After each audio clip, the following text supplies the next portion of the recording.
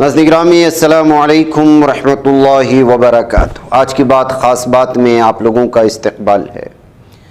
नाज़रीन गिरामी मैं अंसार अज़ीज़ नदवी इस वक्त आप लोगों के सामने दिन भर से आई हुई कुछ अहम तरीन ख़बरों की तफसीलात लेकर आप लोगों की खिदमत में हाजिर हूँ। तफसीलात में जाने से पहले आप लोगों से जो दरख्वास्त होती है उस पर भी तवज्जो करें। दोनों प्राइम टाइम शाये हो चुके हैं। जिन अहबाब ने नहीं देखा है ज़रूर जाएं, देखें, दूसरों तो फैलाने की कोशिश करें। लिंक को शेयर करें। इदारे की मजबूती नाज़रीन गिरामी आप लोगों की मजबूती है। आइए पहली खबर की जानिब बढ़ते हैं। सफ़ा बैतुल माल इंडिया के ज़ेर एहतिमाम शहर हैदराबाद के 3 बड़े दवाखानों में साफ़, शफ़ाफ़ और ठंडे पानी का निज़ाम किया गया है। जी हाँ, उस्मानिया हॉस्पिटल, ENT हॉस्पिटल और दारुशिफा चारमीनार दवाखाने में वाटर प्लांट नस्ब किए गए हैं सफ़ा बैतुल माल इंडिया की ज़ेर एहतिमाम शहर हैदराबाद में। इसके ज़रिए इन दवाखानों में बीमारों और तीमारदारों को ठंडा और साफ़ शफ़ाफ पानी बरसों से पिलाया जा रहा है और तीनों दवाखानों में बातनख़्वाह अमला मुकर्रर है। माहाना 2 लाख लीटर से ज़ायद पानी फ़िल्टर किया जाता है और पिलाया जाता है। तीनों प्लांट से हज़ारों लोग इस्तिफ़ादा कर रहे हैं। दूसरी खबर बेंगलुरु से अंजुमन अल अंसार मसाजिद कमेटी और मजलिस उलमा बम्मनहल्ली के ज़ेर एहतिमाम, जिसके ज़िम्मेदारान में से जनाब सैयद सरदार साहब और मुफ्ती शेख इमरान अहमद साहब, मुफ्ती शेख इमरान अहमद कासमी और नौजवानान बम्मनहल्ली की कामयाब कोशिशों से बम्मनहल्ली की सरजमीन में तहफ़्फ़ुज़ ख़त्म नबूव्वत व तहफ़्फ़ुज़ औक़ाफ़ कॉन्फ्रेंस ने एक तारीख़ रक़म कर दी है। जहाँ नाज़रीन गिरामी इस बैनर तले यहाँ पर एक बहुत बड़ा प्रोग्राम मुनक़िद किया गया था बउन्वान तहफ़्फ़ुज़ ख़त्म नबूव्वत व तहफ़्फ़ुज़ औक़ाफ़ कॉन्फ्रेंस, जिसमें शेर पंजाब कहलाए जाने वाले शाही इमाम हज़रत मौलाना उस्मान रहमानी लुधियानवी साहब दामत बरकातुहुम ने ख़ुसूसी तौर पर शिरकत करते हुए क़रीब 2 घंटे तक सीरत पर गुफ्तगू की है। इसके अलावा नाज़रीन गिरामी मौलाना मक़सूद इमरान रशादी साहब, हज़रत मौलाना मुफ्ती मोहम्मद जमालुद्दीन साहब कासमी और भी बहुत सारे उलमा इकराम ने इस इजलास में शिरकत करते हुए और मकामी ज़िम्मेदारान अहबाब ने शिरकत करते हुए इस जलसे को कामयाब बनाने में भरपूर कोशिश की। अंजुमन अल अंसार की और ज़िम्मेदारान मसाजिद की और अहलियान महल्ला की और मकामी उलमा इकराम की कद्दोकाविश और जद्दोजहद और कई दिनों से की जा रही मेहनत का नतीजा ये है कि ताहद नज़र लोगों का एक बहुत बड़ा हुजूम यहाँ देखने को मिला। शुरका की एक बहुत बड़ी तादाद यहाँ देखने को मिली और कई घंटों तक बैठकर उलमा किराम से जो है दीन की बात और सीरत रसूल सल्लल्लाहु अलैहि वसल्लम को सुनने की कोशिश की। अंजुमन अल अंसार और ज़िम्मेदारान मसाजिद की जानिब से बम्मनहल्ली में हर साल अलग अलग उन्वानात से मुख्तलिफ़ इजलास मुनक़िद किए जाते हैं, जिसमें हर साल अलग अलग उन्वानों के तहत मुल्क भर के मुख्तलिफ़ इलाक़ों से उलमा इकराम को दावत दी जाती है और मकामी लोगों को दीनी ख़ुतूत पर रहनुमाई करने की कोशिश होती है। बिलख़ुसूस दीन इस्लाम में पैदा होने वाले नए नए फ़ितनों के तोड़ के लिए मुख्तलिफ़ उन्वानात के ज़रिए से यहाँ पर जो है इधर हर साल बड़े पैमाने पर जो है ये कोशिशें होती हैं।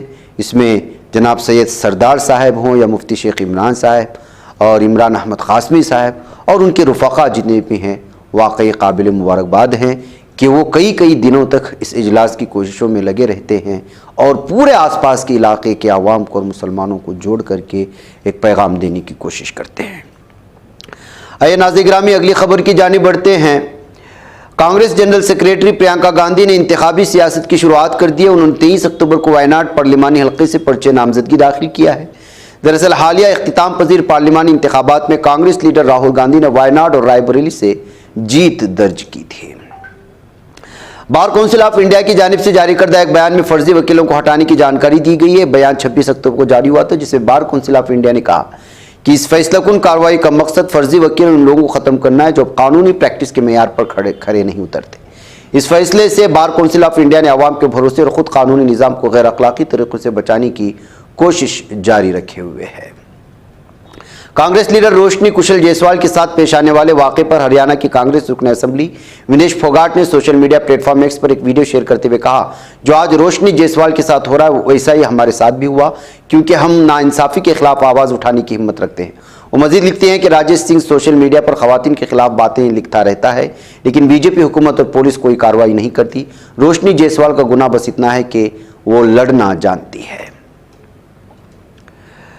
वक्फ तरमीम बिल 2024 के जायजे का दौर जारी है। पार्लियामेंट के जरिए तश्कील दी गई कमेटी लगातार मीटिंगें करे, लेकिन इसमें हंगामा होना अब आम बात से हो गई। पीर के रोज एक बार फिर जेपीसी की मीटिंग में हंगामा हुआ और अपोजिशन पार्टियों के अरकान ने वॉकआउट किया। उन्होंने इल्जाम आयद किया कि मीटिंग में दुरुस्त प्रेजेंटेशन नहीं दिया जा रहा है। अपोजिशन अरकान ने पार्लियामेंट के मुताबिक दहली वक्फ बोर्ड के जरिए आज की रिपोर्ट की नोटिस में लेना गलत है। इसके मौजूदा एडमिनिस्ट्रेटर की रिपोर्ट को दहली हुकूमत नहीं मानती, इसलिए उसको नजरअंदाज किया जाना चाहिए। हिंदुस्तान में हिंदुत्व ब्रिगेड के जरिए मसाजिद के खिलाफ चल रही साजिश मुसलमानों की तय नफरत का सिलसिला थमने का नाम नहीं ले रहा। काली सेना नामी मजहबी तंजीम के कौमी सदर महामंडलेश्वर स्वामी आनंद स्वरूप महाराज ने एक बयान दिया है, जिसमें उत्तराखंड हुकूमत ने गुजारिश की है कि हिमालयाई इलाके में गैर हिंदुओं के दाखिले पर पाबंदी आयद की जाए और इसके लिए उन्होंने 12 जनवरी 2025 तक का वक्त दिया है। साथ ही उन्होंने हुकूमत से यह भी मुतालबा किया है कि उत्तरकाशी वाक़ई मस्जिद को 15 जनवरी 2025 तक हटाया नहीं जाए। अगर ऐसा नहीं हुआ तो जोरदार तहरीक चलाई जाएगी। गुज़िश्ता दिनों बिहार में पूर्णिया के आज़ाद रुकने पार्लियामेंट पप्पू यादव ने लॉरेंस बिश्नोई गैंग के सिलसिले में बयान दिया था। अब इस गैंग की तरफ से जान से मारने की धमकी मिलने की खबर आ रही है।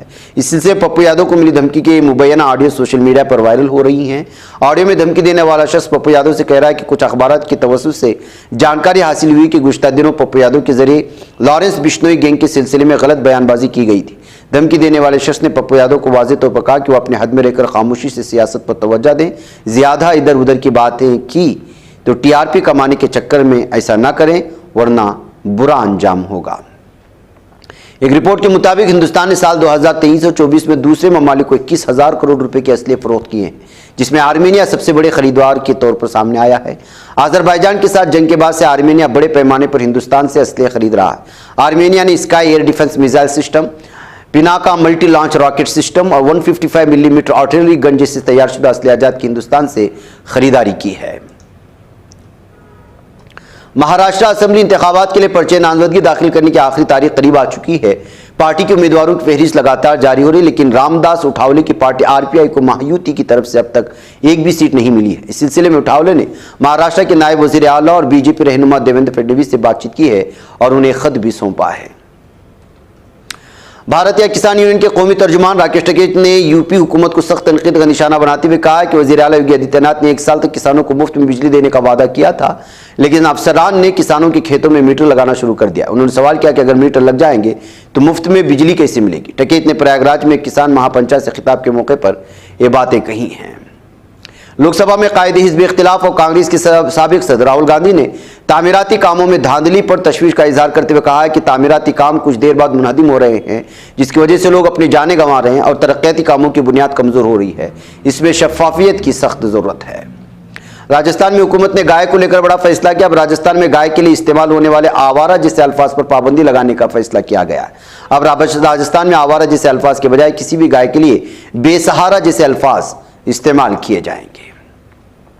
अमेरिका में अगले माह सदारती इंतखाब होने वाला है। इस दरमियान खबर आई कि चीनी हैकर्स ने सदारती उम्मीदवार साबिक सदर डोनाल्ड ट्रंप और कमला हैरिस की मुवासलाती आलात को निशाना बनाया है।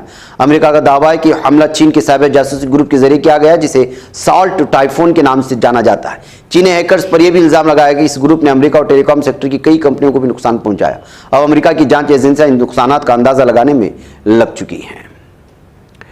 इसराइल ने तकरीबन 100 फाइटर जेट्स की मदद से ईरान के मुख्तलिफ इलाकों पर हफ्ते के रोज हमला किया था। इसराइल से ईरान की मसाफत तकरीबन 21,000 किलोमीटर है, जिस बिना पर इसराइल ईरान के साथ साथ इराक की फिजाई हदूद की भी खिलाफ वर्जी की। अब इराक ने अपनी फिजाई हदूद की खिलाफ वर्जी के मुतालिक अक़वाम मुत्तहिदा में शिकायत दर्ज कराई है। चीन का माजी में आबादी पर काबू पाने का फार्मूला उसके लिए सरदर्द बन चुका है। अब वहाँ आबादियाती बहरान का मसला संगीन शक्ल इख्तियार कर चुका है। शरह पैदाइश में ज़बरदस्त गिरावट की वजह से चीन के हज़ारों मशहूर किंडरगार्टन बंद कर दिए गए हैं। बुजुर्गों की तादाद में रिकॉर्ड इजाफा देखने को मिल रहा है। शिमाली इराक में 23 दहशतगर्दों को बेअसर कर दिए जाने का दावा किया गया है। नाइजीरिया की दारकूमत अबूजा में 3 मंजिला इमारत गिरने के नतीजे में 7 अफराद जान की बाजी हार गए हैं। चीन में बेहुल काहिल से आने वाली समंदरी तूफान ट्रॉमी की वजह से मुल्क के जुनूब में हेनान जजीरे से निकलने वाले तमाम माहीगिरी कश्तियों को बंदरगाह पर वापस बुला लिया गया है। गजा की पट्टी के शिमाल में जालिम दहशत सेहनी दरिंदों की फौज की 3 हफ्तों से जारी हमलों में कम से कम 1000 फिलिस्तीनियों के शहीद होने की खबरें आ रही हैं। इराक़ी हुकूमत ने ईरान पर हमले के दौरान इराक़ी फ़िज़ाई हदूद की खिलाफ वर्जी करने पर इसराइल के खिलाफ क़ौमी मुत्तहिदा के सेक्रेटरी जनरल और सलामती कौंसिल में शिकायत दर्ज किए जाने की बात आ रही है। मिस्री सदर अब्दुल फत्ताह सीसी ने कहा कि उन्होंने 4 इसराइली कैदियों गजा की पट्टी में हिरासत में लिए गए कुछ फिलिस्तीनियों की तबादले के लिए 2 रोज़ा जंगबंदी की तजवीज़ पेश की है। लबनान में 8 अक्टूबर 2023 से ताहाल जारी इसराइली हमलों में शहीद होने वाले सेहत के अमली की तादाद 167 और ज़ख्मी होने वालों की तादाद 275 बताई जा रही है। ईरान के सदर मसूद पशेश्कियान ने कहा कि हम जंग नहीं चाहते, लेकिन हम अपने हुकूक का तहफ़्फ़ुज़ करेंगे और इसराइल की जारहियत का मुनासिब जवाब देंगे। शाम की सुबह हिम्मस और देर अज़ूर में अमरीकी फ़ौज के तेनफ और उमर पेट्रोल फील्ड फौजी अड्डों पर नामालूम खुदकश ड्रोनों के जरिए ज़बरदस्त हमले किए गए। मकामी ज़राए के मुताबिक रात तकरीबन 10:30 बजे देर अज़ूर में दरिया फ़ुरात के मशरिक़ में वाक़ उमर पेट्रोल फील्ड अड्डे पर नामालूम खुदकश ड्रोन के जरिए हमला किया गया। नाज़रीन गिरामी, आज की बात खास बात में इतना। इंशाअल्लाह फिर आप लोगों से मुलाकात होगी। मुझे इजाज़त है। अस्सलामु अलैकुम रहमतुल्लाहि व बरकातुहू। ये चैनल हक निगर बन कर कुचल देता है फितनों को, अगर गंदी हो पॉलिसी तो मरते देख कितनों को।